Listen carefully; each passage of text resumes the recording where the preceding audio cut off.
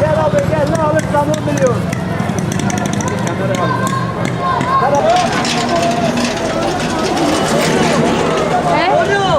İnsanlara öyle tuhaf geliyor. Diyor neyi çekeceğiz?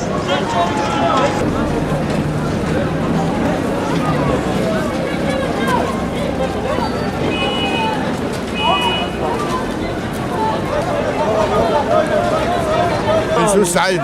Soyadınız? Said Mertaşer.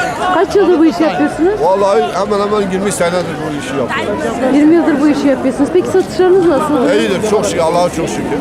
Geçen yıllarla kıyasladığınız zaman Normaldir, Allah belediyemize de razı olsun.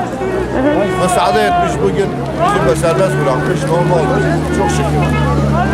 teşekkür ederim. 250 ya fazla ya. Tutma yere.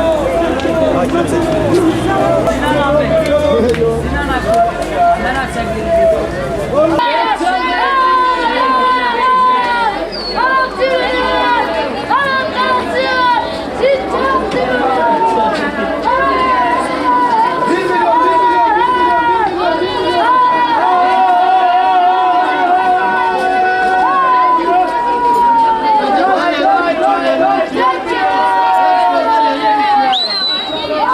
...12 milyon, 13 milyon kodları şimdi 7,5 lira veriyoruz.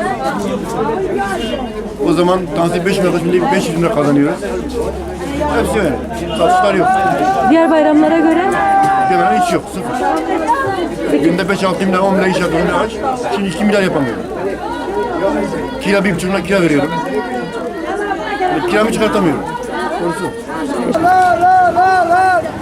Ayak kazanır, kayalak 10 milyon.